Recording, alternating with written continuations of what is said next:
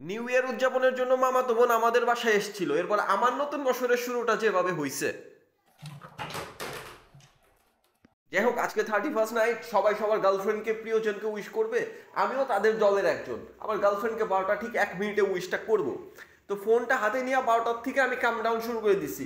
29, 30, যাই হোক, কাম ডাউন করতে করতে যে মাত্র 12টা 1-এর দিকে যাবে, কারেন্টের সুইচ বন্ধ করে দিছে। এদিকে কারেন্টের সুইচ বন্ধ হয়ে গেছে মানে ওয়াইফাই অফ। আমার মেসেঞ্জারে কানেক্টিং দেখাইতেছে। আমি আর কি উইশ করব? আমি আবার ইন্টারনেটের ভরসায় থাকি, ইমার্জেন্সি মোমেন্টে ব্যালেন্স থাকে না। যাই হোক, ফোন দিব, ফোন দেওয়ার উপায় নাই। তো ফোনটা নিয়ে একটু ঘাটাঘাটি করতেছিলাম যে কী করা যায়, কী করা যায়। 12টা ঠিক 3 মিনিটে আবার কারেন্ট অন করে দিছে, কারণ ও জানে যে 12টা থেকে যত বয়ফ্রেন্ড গার্লফ্রেন্ড আছে সবাই সবার বাবুরে মেসেজ করবে। এই জন্য ও আমার ওয়াইফাইটা বন্ধ করার জন্য কারেন্ট অফ করে দিছিল। তো ঝামেলা এখানেই শেষ হয় নাই। কারেন্ট এসছে, ফোন দিলাম, মেসেঞ্জারে কল দিলাম, ফোন রিসিভ করার পরে উইশটা করতে যাব, এদিকে শুনি আমি উইশ করার আগে ওর বেস্ট ফ্রেন্ড ওকে উইশ করে দিছে। সেকেন্ড টাইম উইশ করতে যাব এমন সময় হ্যাপি নিউ ইয়ার। এদিকে গার্লফ্রেন্ড তো ফুলে বেলুন হয়ে গেছে, ও সে টুস করে পাঞ্চার করে দিছে। আসলে হয়েছে কি, আমার মামা তো বল না ছোটবেলা থেকে আমাদের বাসাতেই থাকে।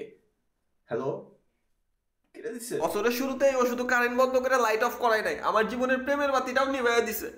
এরপরে স্টিলের গ্লাসটা ফালাই দিয়ে বলতেছে, প্রেম হওয়া দরকার স্টিলের গ্লাসের মতো, যাতে পড়লেও না ভাঙে। বুঝতে পেরেছেন? ও চলে যাবার পর বুঝতে পারলাম যে আমাদের সম্পর্কটা আসলে কাচের গ্লাস না, স্টিলের গ্লাস। তাই ভুল বোঝাবুঝিটা রাতেই শেষ করব।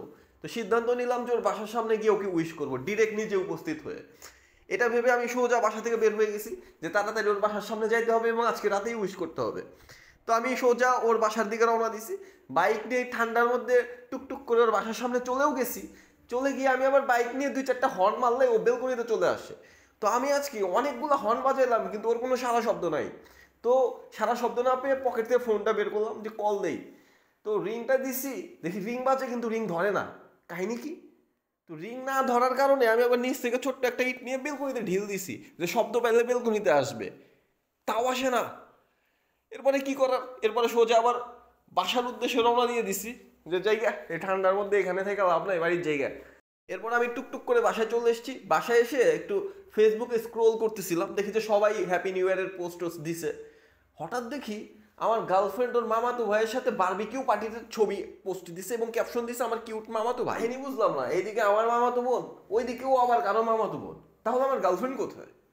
হ্যাঁ, সব জায়গায় কি শুধু মামাতো বোন? মানে মানে আমি এখন পাবনায় যেতে চাই না, যাবো না।